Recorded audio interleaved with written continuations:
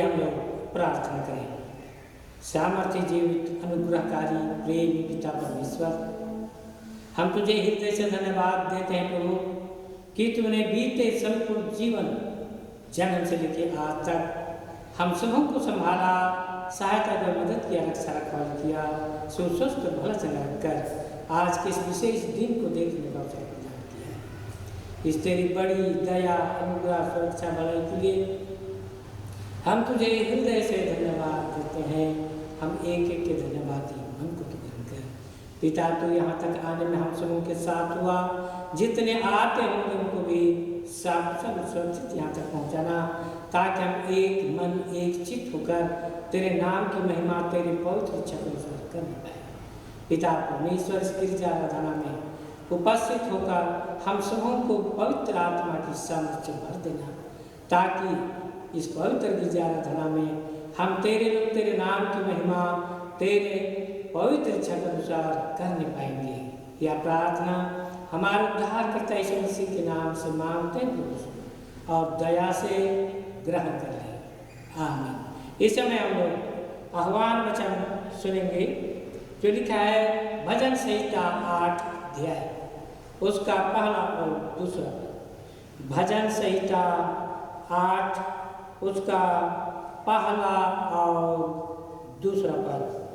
हे यहोवा हमारे प्रभु, तेरा नाम सारी पृथ्वी पर क्या ही प्रताप है। तूने अपना वैभव स्वर्ग पर दिखाया है। तूने अपने धैर्यों के कारण बच्चों और दूध पियाओं के द्वारा सामर्थ की नींव डाली है, ताकि तू शत्रु और पलटा लेने वालों को रोक सके। यहाँ तक, आमीन। मंडली बैठ जाएगी। हम लोग इस समय साक्षी वाणी गीत नंबर 3 को गाएंगे। साक्षी वाणी गीत नंबर 3।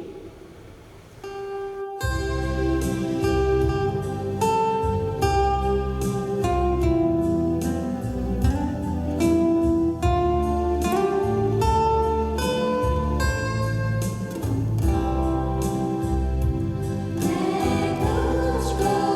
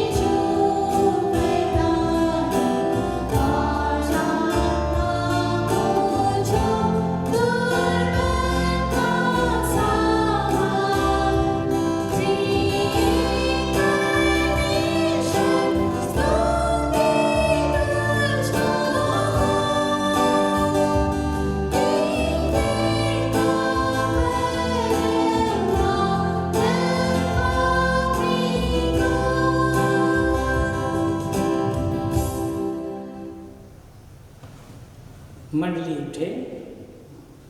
परमेश्वर पिता और पुत्र और पवित्र आत्मा के नाम से आमीन। हमारी सहायता ईश्वर के नाम से है जिसने स्वर्ग और पृथ्वी को सृजा।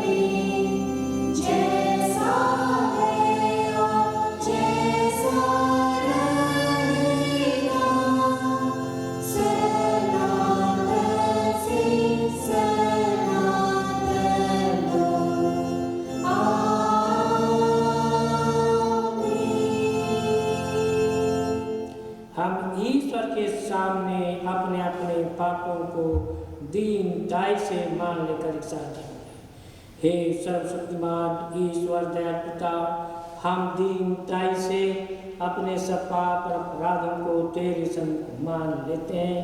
तो अपने प्रिय पुत्र हमारे प्रभु यीशु ख्रिस्त के कारण हम पर दया दृष्टि कर और हमारे सब पापों को क्षमा कर। आमीन।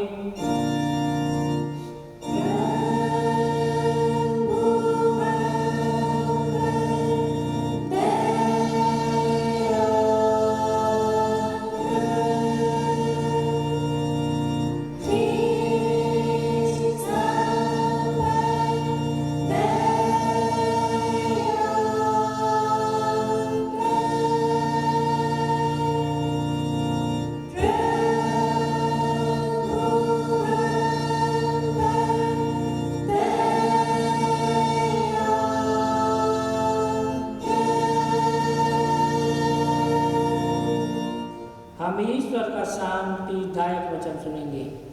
धन वे जो शोक करते हैं क्योंकि वे शांति पाएंगे।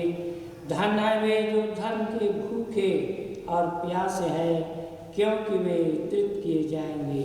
मत्ती 5:4-6। आमीन।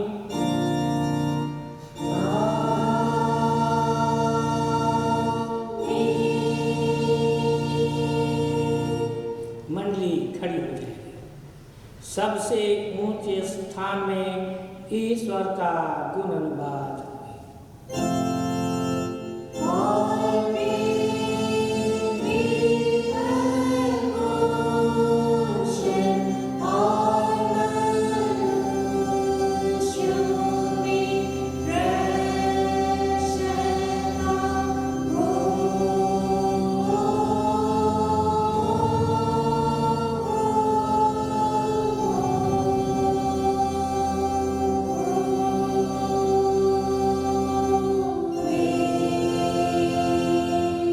प्रभु पूरी मंडली के संग होगी।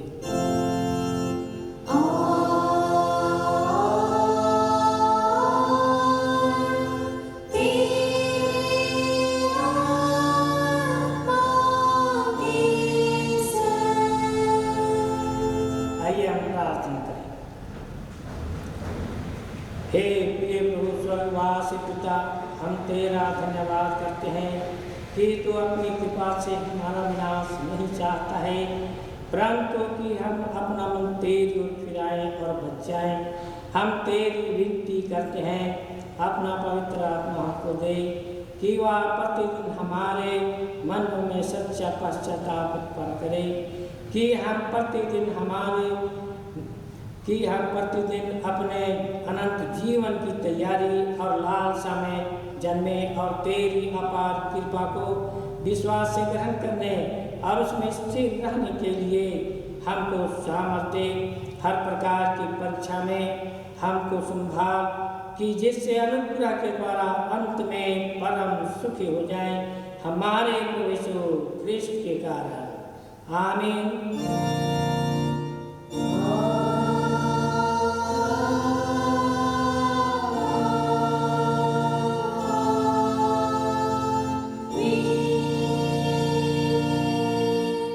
अभी हम लोग पहला पाठ वचन सुनेंगे जो लिखा हुआ है रोमियों के नाम पौलुस प्रेरित की पत्री, उसका 14 अध्याय उसका पहला पद से लेके हम 9 पद तक सुनेंगे। रोमियों के नाम पौलुस प्रेरित की पत्री 14 अध्याय उसका 1 से लेके 9 पद तक। इसमें ईश्वर का जीवित वचन इस प्रकार से लिखा हुआ है। जो विश्वास में निर्मल है उससे अपनी संगति में ले लो, परंतु उसकी शंकाओं पर विवाद करने के लिए नहीं। एक को विश्वास है कि सब कुछ खाना उचित है, परंतु जो विश्वास में निर्बल है वह साग पात ही खाता है। खाने वाले न खाने वाले को तुच्छ जाने और न खाने वालों पर दोष न लगाए, क्योंकि परमेश्वर ने उससे ग्रहण किया है। तो कौन है जो दूसरे के सेवक पर दोष लगाता है? उसका स्थिर रहना या गिर जाना उसके स्वामी ही से संबंध रखता है, परंतु वह स्थिर ही है की दिया जाएगा, क्योंकि प्रभु उससे स्थिर रख सकता है। कोई तो एक दिन को दूसरे से बढ़कर मानता है और कोई सब दिन को एक समान मानता है।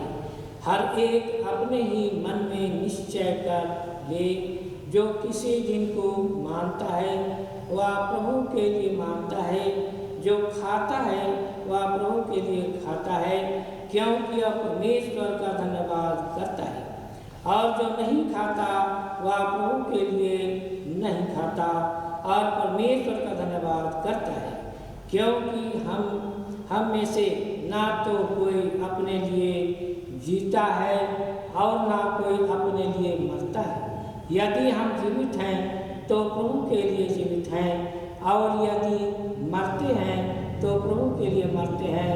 अतः हम जिए या मरे पर प्रभु ही के लिए, क्योंकि मसीह इसीलिए मरा और जी भी उठा कि वह मरे हुओं और जीवितों दोनों का प्रभु हो। यहाँ तक आमीन। तेरा धन्यवाद हो हे क्रिस्त यीशु। हालेलुया।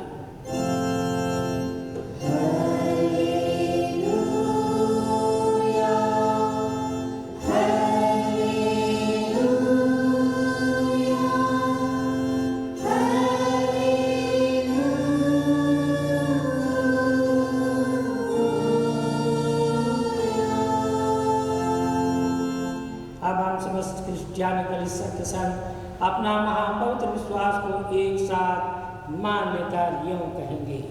मैं विश्वास करता हूँ परमेश्वर पिता पर, जो स्वर्ग और पृथ्वी का सर्वशक्तिमान सिद्धिहार है, और उसके लौटे पुत्र अपने प्रभु ख्रिस्त पर, जो पवित्र आत्मा से गर्भ में आया, कुंवारी मरियम से उत्पन्न हुआ, पांतुस पिलातुस की आज्ञा से दुख उठाया, क्रूस पर चढ़ाया गया, मर गया, गाड़ा गया, पाताल में उतरा, तीसरे दिन मृतकों में से जी उठा, स्वर्ग पर चढ़ गया और परमेश्वर सर्वशक्तिमान पिता के दाहिने हाथ बैठा है, जहाँ से वह जीवितों और मृतकों का विचार करने को फिरावेगा। मैं विश्वास करता हूँ पवित्र आत्मा पर, जो एक ही पवित्र क्रिस्तानी कलीसिया, पवित्रों की संगत पर, पापों की क्षमा, देह के जी उठने और अनंत जीवन पर। आमीन।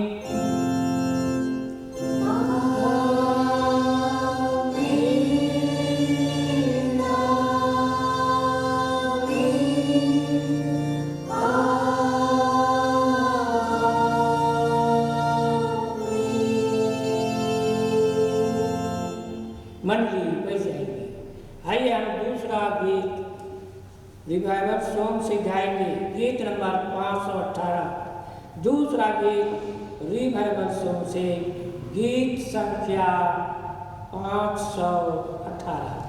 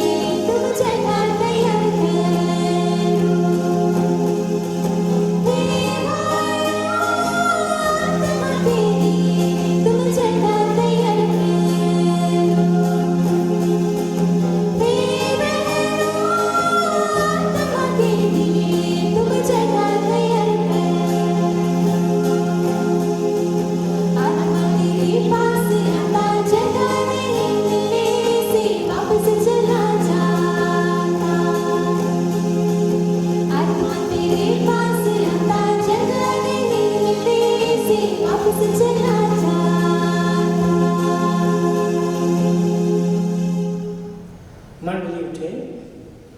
हमने हमारे पिता परमेश्वर और उद्धारकर्ता यीशु मसीह की ओर से अनुग्रह और शांति बहुत ऐसी मिली। आमीन। आइए प्रार्थना करें। सामर्थ्य जीवित महान अनुग्रहकारी प्रेम पिता परमेश्वर, हम तुझे हृदय से धन्यवाद देते हैं प्रभु कि तूने हम इतने तेरे विश्वासियों को तेरे वचन की संगति में आने की अगुवाई की। प्रार्थना है पिता परमेश्वर, आकर हम हरेक की आत्मा के साथ होना, सबकी अंतःकरण आत्मा को खोल देना, तेरे वचन के गंभीर भेदों को बताना, समझाना, ताकि हम इसी नाश्वर जीवन में तेरे वचन के अनुसार जीवन जीते हुए अनंत जीवन के लिए तैयार होने सकेंगे। पिता तू जानता है हम सभी के सभी पापी लोग हैं।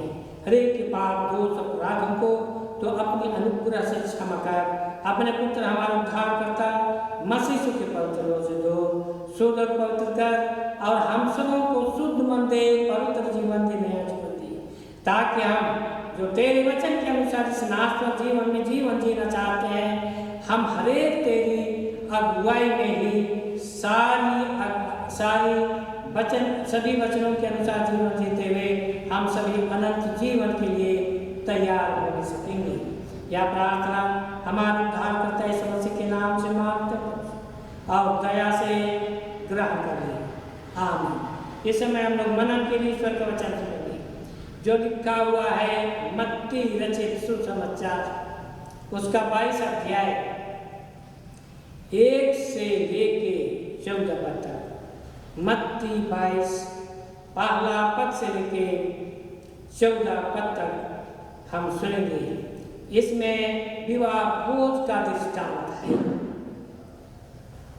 यीशु फिर उनसे दृष्टांत में कहने लगा, स्वर्ग का राज उस राजा के समान है जिसने अपने पुत्र का विवाह किया और उसने अपने दासों को भेजा कि निमंत्रित लोगों को विवाह के भोज में बुलाए, परंतु उन्होंने आना न चाहा। फिर उसने और दासों को यह कहकर भेजा, निमंत्रित लोग से कहो, देखो मैं भोज तैयार कर चुका हूँ, मेरे बैल और पले हुए पशु मारे गए हैं और सब कुछ तैयार है, विवाह के भोज में आओ। परंतु वे उपेक्षा करके चल दिए, कोई अपने खेत को और कोई अपने व्यापार को। अन्य लोगों ने जो बच रहे वे उसके दासों को पकड़कर उनका अनादर किया और मार डाला। तब राजा को क्रोध आया और उसने अपनी सेना भेजकर उन हत्यारों का नाश किया और उनके नगर को फोड़ दिया। तब उसने अपने दासों से कहा, विवाह का भोज तो तैयार है, परंतु निमंत्रित लोग योग नहीं ठहरे, इसलिए चौराहों पर जाओ और जितने लोग तुम्हें मिले सबको विवाह के भोज में बुला लाओ। अतः उन दासों ने सड़कों पर जाकर क्या बुरे क्या भले जितने मिले सबको इकट्ठा किया और विवाह का घर अतिथियों से भर गया। जब राजा अतिथियों को देखने भीतर आया तो उसने वहाँ एक मनुष्य को देखा जो विवाह का वस्त्र नहीं पहने था। उसने उससे पूछा, हे मित्र, तो विवाह का वस्त्र बिना यहाँ क्यों आ गया है? उसका मुंह बंद हो गया। तब राजा ने सेवकों से कहा, इसके हाथ पांव बांधकर उससे बाहर अंधियारे में डाल दो, वहाँ रोना और दांत पीसना होगा, क्योंकि बुलाए हुए तो बहुत हैं परंतु चुने हुए थोड़े हैं। यहाँ तक आमीन। मंडली बैठ जाइए। मसीह में ख्रिस्त विश्वासी भाइयों बहनों और बच्चे, आज का यह उपदेश वचन स्वर्ग राज के भेदों को सभी विश्वासियों को जो यीशु को जानते मानते और उस पर विश्वास करते हैं, सबों को स्वर्ग राज का भेद को बता देने के लिए यह दृष्टांत दिया गया है। इस वचन में हम पाते हैं यीशु फिर उनसे दृष्टांतों में कहा, स्वर्ग का राज एक राजा के समान है जिसने अपने पुत्र का विवाह किया। स्वर्ग का राज, अनंत जीवन का राज, आनंद और खुशी से भरा हुआ राज एक पृथ्वी के एक बड़े राजा का भोज के समान है। राजा भोज तैयार करने के बाद अपने चेलों को, अपने दासों को न्योता देने के लिए भेजता है। न्योता देने के लिए जाओ और कहो कि राजा भोज तैयार कर चुका है और आप लोगों को निमंत्रण देता है कि आओ, परंतु कोई आना नहीं चाहते। मसीह में प्रिय भाई और बहनों, आज स्वर्ग से पिता परमेश्वर अपना दास यीशु मसीह को हम सबों को निमंत्रण देने के लिए भेजा है। यीशु मसीह स्वर्ग राज के उस भोज अर्थात उस राजा पिता परमेश्वर के भोज जहाँ भोज तैयार है हुआ है, वहाँ से पिता अपने दास यीशु मसीह को हम सबों के बीच में निमंत्रण देने के लिए भेजता है। यीशु एक दास होकर धरती पर आया, जैसे फिलिप्पी की पुस्तक 2 अध्याय का 7वां पद में हम पाएंगे। वह अपने आप को शून्य कर दिया और दास का स्वरूप धारण किया और मनुष्य की समानता में हो गया और मनुष्य के रूप में प्रकट होकर इस हम सबों की सेवा करने के लिए स्वर्गीय भोज से, अनंत जीवन का भोज से, जिसको परमेश्वर ने हम सबों को न्योता देने के लिए भेजता है। न्योता देने के लिए जब दास लोग जाते हैं तो बहुत लोग को न्योता किया गया, परंतु वे आने से इनकार कर देते हैं। क्या आज हम उस स्वर्गीय भोज, अनंत जीवन का भोज, आनंद से भरे हुए भोज, उस भोज में जिसको यीशु मसीह हम सबों को निमंत्रण देने आया, उस भोज में जाने से क्या आज हम इनकार करते हैं? क्या हम जाना नहीं चाहते? क्या उस अनंत जीवन का भोज में भाग लेना नहीं चाहते हैं? यदि ऐसा होगा तो हम सबों को यीशु मसीह जो हमारा प्रभु और स्वामी है, परमेश्वर की ओर से दास होकर आया और न्योता दिया। आज इस बात पर विचार करने की आवश्यकता है। यदि हम इनकार करेंगे तो हमारी स्थिति कैसे हो सकती है? उस राजा का दास जो निमंत्रण देने गए थे, जब लोग इनकार कर दिए तो राजा के पास फिर वापस जाते हैं और कहते हैं कि कोई इस भोज में आना नहीं चाहते हैं। तब राजा फिर कहता है, जाकर उनको कहो बैल और पले हुए पशु मारे गए हैं और उत्तम भोज की तैयारी हुआ है, जाओ और कह दो। तो लोग बहाना करने लगते हैं। कोई कहते हैं हमने बैल खरीदा है, कोई कहते हैं व्यापार करने जाना है, कोई कहता है विवाह किए हैं, इसलिए हम नहीं जा सकते। प्रभु में प्रिय भाई और बहनों, आज उस उत्तम भोज का भाग्य होने के लिए यीशु मसीह हम सबों को निमंत्रण देता है और आज हम भी उस निमंत्रण का इनकार करते हैं, बहाना बनाते हैं। आज हम उस स्वर्गीय भोज में नहीं जा सकेंगे।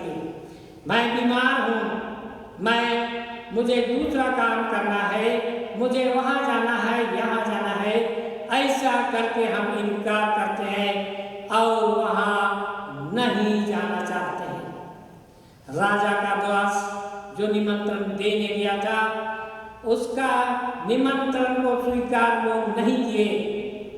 यहूदी, फरीसी और शास्त्री विशेष रूप से उसका निमंत्रण स्वीकार नहीं करते हैं और उसका अनादर करने लगते हैं। अनादर ही केवल नहीं, उनको अनादर करके मार डालते हैं।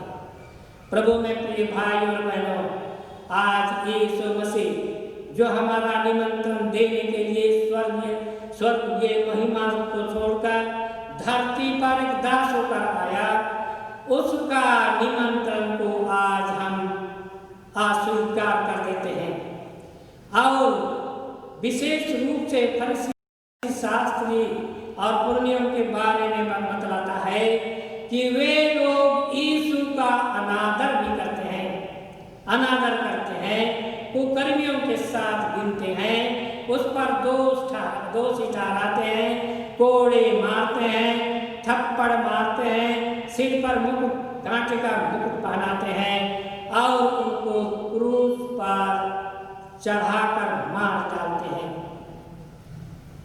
यीशु मसीह जो हमारा दास है, जो हमें उस स्वर्गीय भोज के लिए निमंत्रण देने आया, उसको हम सभी अर्थात उस समय फरीसी, शास्त्री और याजक लोग उसका अनादर करके उसको क्रूस पर मार डालते हैं। यदि आज हम ईश्वर के जीवित वचन के अनुसार जीवन नहीं बिताएंगे, अपने उस भोज में जाने के लिए तैयार नहीं करेंगे, तो हम भी यीशु का अनादर करते हैं, यीशु का अनादर करते हैं, अपमान करते हैं, उसके जीवित वचन का अपमान करते हैं क्रूस पर चढ़ाने का काम करते हैं। इसलिए मसीह में प्रिय भाई और बहनों, आज हम सबों को इस बात को जानने, समझने और विचार करने की आवश्यकता है कि यीशु जब स्वर्गीय महिमा को छोड़कर दास होकर इस धरती पर उस अनंत महिमा के लिए, स्वर्गीय भोज के लिए हमें निमंत्रण देने आया, क्या हम उसका अनादर करते हैं? उसके वचन का अनादर करते हैं या उसको हम फिर से क्रूस पर चढ़ा देते हैं? इस वचन में हम पाते हैं, तब राजा क्रोध में आया और जो लोग ऐसा किए उसको वह ना अपना सेना भेजकर नाश कर दिया।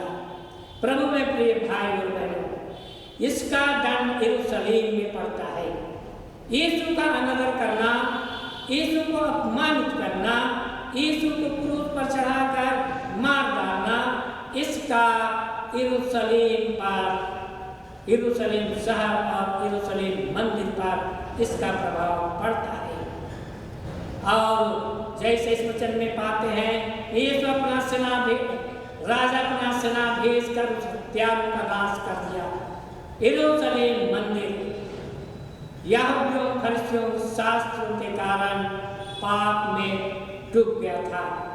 यीशु उसको देखकर रोया और कहा, इस मंदिर का एक एक ईंटा ना छोड़ा जाएगा जो फेंका न जाएगा, सब के सब फेंक दिया जाएगा या खंडर हो जाएगा या नाश हो जाएगा, सत्यानाश हो जाएगा। और इसी बात को लेके 70 ईस्वी सन का 70 ईस्वी में तीतुस महाराजा ने यरूशलेम मंदिर को तहस नहस कर दिया। यरूशलेम शहर को भी तोड़ ताड़ दिया, जला दिया गया। वचन में हम पाते हैं, परमेश्वर अपना सेना भेजकर हत्यारों का नाश कर देगा और उसके नगर को फूंक देगा। इस वचन में लिखा हुआ है, और यीशु जब श्राप दिया, यीशु रोया और कहा, यहाँ एक भी ईंटा नहीं बचेगा जो फेंक न दिया जाएगा।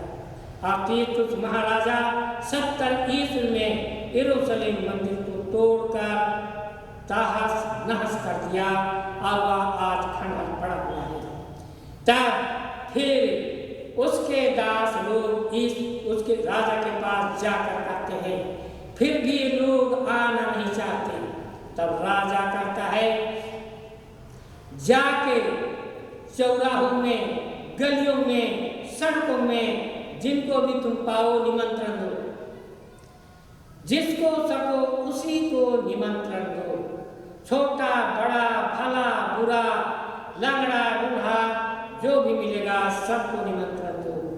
और चेले जाकर सबको निमंत्रण देते हैं, निमंत्रण देते हैं और उस निमंत्रण को छोटे तबके के लोग, जैसे लूका रचित सुसमाचार 4 अध्याय का 18 पद में हम पाते हैं, प्रभु का आत्मा मुझ पर है, इसलिए कि उसने कंगालों को सुसमाचार सुनाने के लिए मेरा अभिषेक किया है, और इसलिए भेजा है कि मैं बंदियों को स्वतंत्रता का और अंधों को दृष्टि पाने का और कुचले हुओं को संभालने का, उद्धार करने के लिए परमेश्वर ने मुझे भेजा। इसलिए यीशु इस वचन के अनुसार छोटे बड़े सबों, अंधे, लंगड़े, बूढ़े, रोड में भटकने वाले सब छोटे लोगों को, यहूदियों, इस्राएलियों, शास्त्रों और फरीसियों को छोड़कर यीशु निम्न ग्रेड के लोगों को, जो रोज कमाते खाते भीख मांगते थे, ऐसों को भी नहीं छोड़ा। मसीह में प्रिय भाई और बहनों, ईश्वर का जीवित वचन हम छोटे बड़े के लिए नहीं, सबके लिए बराबर है। सबों को यीशु निमंत्रण देता है, बुलाता है कि स्वर्गीय भोज में आओ, तुम्हारे लिए स्वर्गीय भोज तैयार किया गया है, उसमें आओ, न्योता देता है, कंगालों को सुसमाचार सुनाता है और अंधों को दृष्टि पाने का और बाहरों को सुनने का सब कुछ यीशु मसीह इस धरती पर आकर सबको सुनाता है। इसलिए आज हम छोटे बड़े का ख्याल ना करके हम सब के साथ उस अनंत महिमा के लिए, उस स्वर्गीय भोज के लिए निमंत्रण पाए हुए लोग हैं। आज हम लोगों को उस स्वर्गीय भोज में जाना है, जाने के लिए तैयारी करना भी है। पहला, स्वर्गीय भोज में जाने के लिए उस निमंत्रण को स्वीकार करने की आवश्यकता है। दूसरा, उस स्वर्गीय भोज में जाने के लिए अपने आप को तैयार भी करना है। जब हम आगे 11 पद में हम पाते हैं, जब वह निमंत्रित लोगों से उस राजा का दरबार भर गया। राजा जहां भोज करता था वहां अतिथियों से भर जाता है। तब राजा अंदर आया और देखा कि एक आदमी वहां बैठा हुआ है जो विवाह का वस्त्र पहने हुए नहीं था। प्रभु में प्रिय भाई और बहनों, विवाह का वस्त्र, अपने आप को शुद्ध और पवित्र नहीं करना, अर्थात गंदा, अर्थात संसार के पाप बुराई बुरे कामों में जीवन जीकर हम स्वर्गीय भोज में नहीं जा सकेंगे। उस दोस्त को उसको कहता है, हे मित्र, तूने विवाह का वस्त्र पहने बिना यहाँ क्यों आया? उसका मुंह बंद हो जाता है। तब अपने दासों को कहता है, इसका हाथ पैर बांधकर बाहर अंधियारे में डाल दो, जहाँ रोना और दांत पीसना हो। मसीह में प्रिय भाई और बहनों, आज के उपदेश वचन में हम विशेष रूप से स्वर्गीय भोज के लिए अपने को तैयार करना है, अपने आप को शुद्ध और पवित्र करने की आवश्यकता है। उस स्वर्गीय भोज में केवल और केवल शुद्ध, पवित्र और निष्कलंक लोग ही जा सकते हैं। यशायाह नबी की पुस्तक 35 अध्याय के आगे हम पाएंगे कि वहाँ एक सड़क होगा, वह राजमार्ग कहलाएगा और उसमें केवल पवित्र लोग ही उस राजमार्ग में चलकर उस भोज में पहुंचने जा सकेंगे। स्वर्गीय भोज में उस पवित्र मार्ग पर वही लोग चलने पाएगा जो अपने आप को शुद्ध, पवित्र और निष्कलंक किया है। अशुद्ध होकर, अपवित्र होकर हम उस विवाह भोज में नहीं जा सकेंगे। अगर जाएंगे तो इस वचन में हम पाते हैं, हाथ पांव बांधकर बाहर अंधियारे में डाल दो, जहां रोना और दांत पीसना होगा। मसीह में प्रिय भाई और बहनों, इसलिए आज हम यदि विवाह भोज में जाना चाहते हैं, स्वर्गीय भोज में जाना चाहते हैं, अनंत जीवन का अधिकारी होना चाहते हैं, तो इस निमंत्रण को स्वीकार करके अपने आप को तैयार करने की आवश्यकता है। यदि तैयार नहीं करेंगे, अशुद्ध रहेंगे, अपवित्र रहेंगे, केवल वह स्थान शुद्ध, पवित्र और निष्कलंक लोगों का है। अपवित्र होकर वहां हम नहीं जा सकेंगे। जिस दिन यीशु आएगा, अपने स्वर्गदूतों के साथ आएगा, तो ही फूंकता हुआ आएगा। जैसे राजा जब अंदर गया और एक को देखा कि विवाह का वस्त्र नहीं पहना हुआ है, वैसे ही अंत के दिनों में, महाविचार के दिनों में मुसलमानों का इंजन में लिखा हुआ है, कयामत के दिन ईसा अलैहिस्सलाम अपने फरिश्तों के साथ 10 दिशाओं से दूर ही फूंकते हुए आएंगे। कुरान में लिखा हुआ है। आज हम भी प्रकाशित वाक्य में पाएंगे कि यीशु मसीह उस दिन, जिस दिन न्याय का दिन होगा, अपने स्वर्गदूतों के साथ दूर ही फूंकता हुआ आएगा। उस दिन हम सबों को देखेगा कि विवाह भोज में जाने के लिए आप कैसे कपड़ा पहने हैं, कैसे तैयारी किए हैं, और उसी दिन न्याय होगा। जीवन की पुस्तक खुलेगी, नाम ले लेकर बुलाएगा, और जीवन की पुस्तक में जिसका नाम नहीं होगा वह बाहर अंधियारे में डाल दिया जाएगा, जहां रोना और दांत पीसना होगा। इसलिए आइए आज हम स्वर्गीय स्वीकार करें और उस वहाँ जाने के लिए अपने आप को तैयार करें, ताकि उस दिन, जिस दिन यीशु आएगा, यीशु कहता है मैं शीघ्र आने वाला हूँ, जो कुछ तेरे पास है उसे थामे रख, कि कोई तेरा मुकुट, जीवन का मुकुट छीनने न पाए।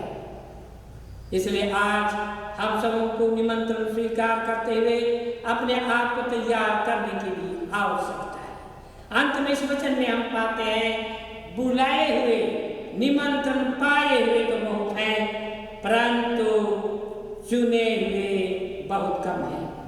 ऐसा भी दिन हो सकता है कि यीशु मसीह जिस दिन न्याय करने के लिए आएगा, भेड़ और बकरी को अलग करेगा, उस दिन ज्यादा बकरी ही होगा, भेड़ बहुत कम होगा। इसलिए मसीह में प्रिय भाई और बहनों, आज यह हमारे लिए बहुमूल्य अवसर है। इस अवसर को बहुमूल्य समझें, उस निमंत्रण को स्वीकार करें और उस जीवन स्वर्गीय भोज में जाने के लिए अपने आप को तैयार करें।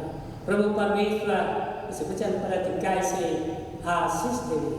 आमीन। आइए प्रार्थना। सामर्थ्य महान अनुग्रहकारी प्रेमी पिता परमेश्वर, हम सब कुछ चाहते हैं प्रभु, जैसा तेरे वचन है, तेरा वचन है, वैसे ही हम जीवन बिताएं, तेरी इच्छा के अनुसार जीवन बिताएं, तेरे उपस्थिति और संगति में रहकर जीवन बिताएं, ताकि हम उस दिन, जिस दिन तो न्याय करने के लिए इस धरती पर आएगा, उस दिन खरा निकलकर जीवन का मुकुट पाने सके। पिता परमेश्वर, प्रार्थना है हम सबों को आज से उस निमंत्रण को स्वीकार करने के लिए आत्मा अपने हम एक शुद्ध और पवित्र निष्करण कर, ताकि वहाँ जहाँ केवल पवित्र लोग जा सकेंगे, हम भी वहाँ पहुँचकर तेरे सब संतों, भक्तों और स्वर्गदूतों के साथ युगानुयुग तेरे नाम की स्तुति, महिमा और गुणगान करने पाएंगे। यह प्रार्थना हमारा उद्धारकर्ता यीशु मसीह के नाम से मांगते हैं और दया से ग्रहण करें। आमीन। और ईश्वर की शांति जो समस्त ज्ञान सुनते हम सबों के मन और हृदय की रक्षा करें, आप उससे लेकर सब। इस समय गिरजा के लगातार हम लोग तीसरा गीत, साक्ष्यवान गीत नंबर 105 को गाएंगे। गिरजा के लगातार तीसरा गीत, गीत नंबर साक्ष्यवान गीत नंबर 105 को गाएंगे।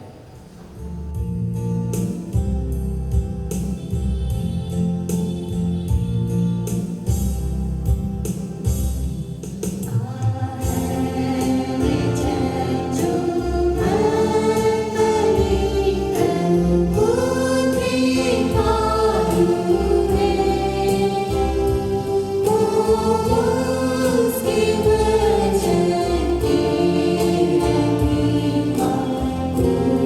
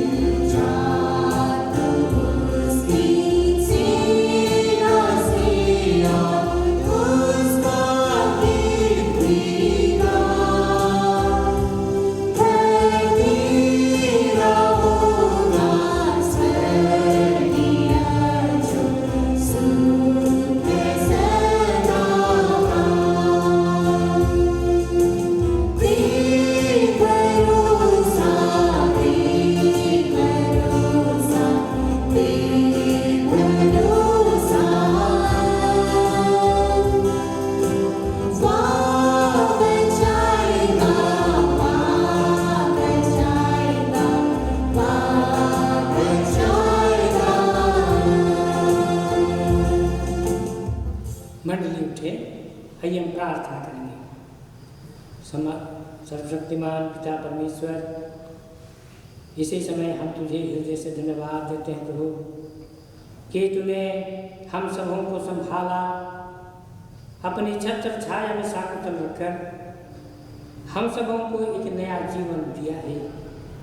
इस तेरी बड़ी दया के लिए हम तुझे हृदय से धन्यवाद देते हैं और आने वाले जीवन को पिता तेरे अनुग्रह में हाथ में समर्पित करते हैं।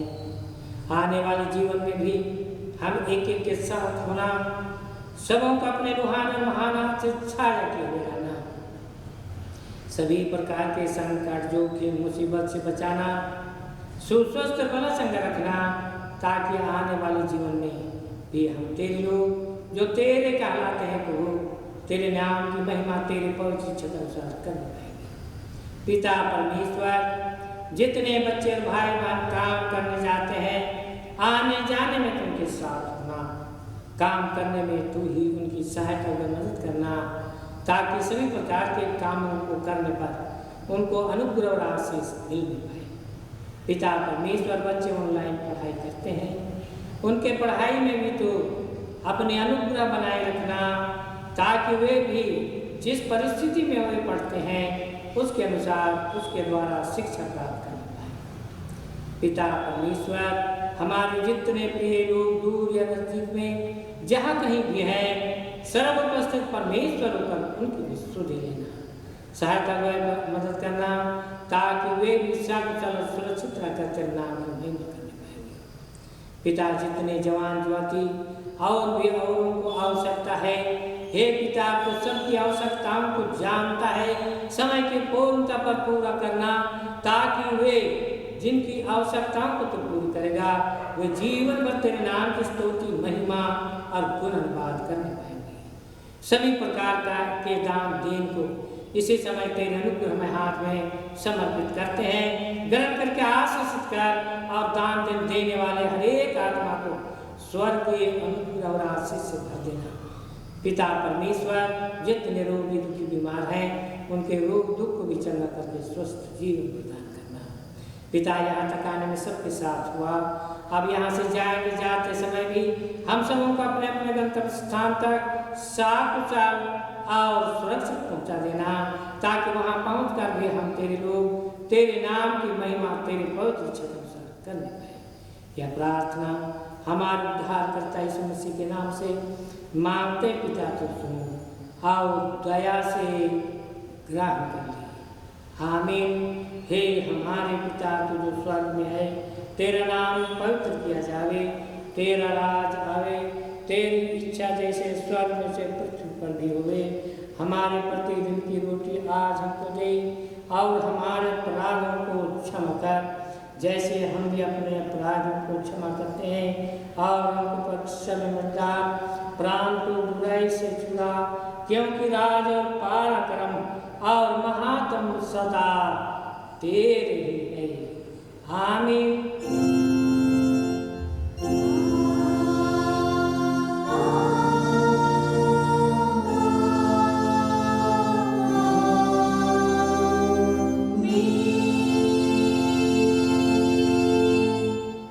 अब विश्वासी और दीन मन से एक परमेश्वर का आशीर्वाद ग्रहण कर। परमेश्वर तुझे आशीष देवे और तेरी रक्षा करे। परमेश्वर अपना मुख का प्रकाश तुम चमकावे और तुम पर अनुग्रह करे। परमेश्वर अपना मुख का प्रकाश तुम पर चमकावे और तुम्हें उस साल देवे। आमीन।